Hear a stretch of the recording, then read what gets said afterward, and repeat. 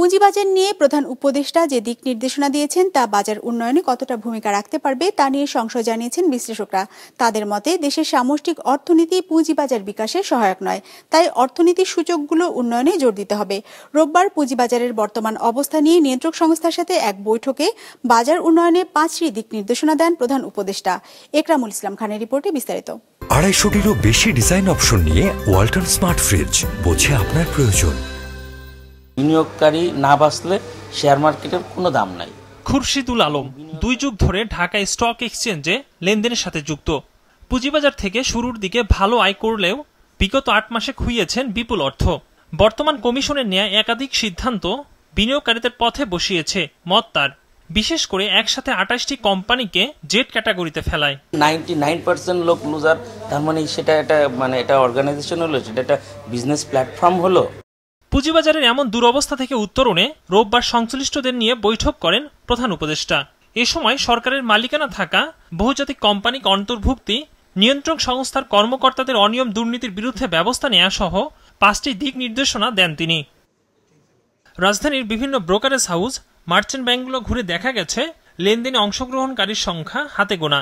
বিনিয়োগকারীরা বলছেন পুঁজিবাজার সংস্কার নিয়ে সরকারের সিদ্ধান্ত আশার সঞ্চার করলেও কমিশনের কার্যক্রম নিয়ে সন্দিহান তারা। বিদেশ থেকে এক্সপোর্টে জানার জন্য এই একটাই নতুন, আর বাকি ভালো ভালো কোম্পানিগুলি, মাল্টিনেশনাল কোম্পানিগুলিকে আনা, সরকারি কোম্পানিগুলিকে মার্কেটে আনা, এগুলো তো আমাদের অনেক পুরানো দাবি ছিল।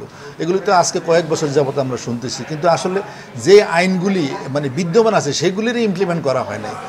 ডিএসসির হিসাব বলছে বর্তমান কমিশন দায়িত্ব নেওয়ার পর ঢাকা স্টক এক্সচেঞ্জে প্রধান সূচক ডিএসইএক্স কমেছে 856 পয়েন্ট, বাজার মূলধন হারিয়েছে 42,000 কোটি টাকার বেশি।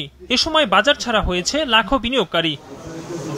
পুঁজিবাজার বিশেষজ্ঞরা বলছেন বাজারে আস্থার সংকট প্রকট। সামষ্টিক অর্থনীতিও পুঁজিবাজার বিকাশে সহায়ক নয়। সরকারি বন্ডে সুদ হার বেশি হওয়ায় বড় প্রতিষ্ঠানগুলোর নজর সেদিকে। যেন তেন সংস্কার দিয়ে বাজার ভালো করা যাবে না বলেও মন্তব্য করেন।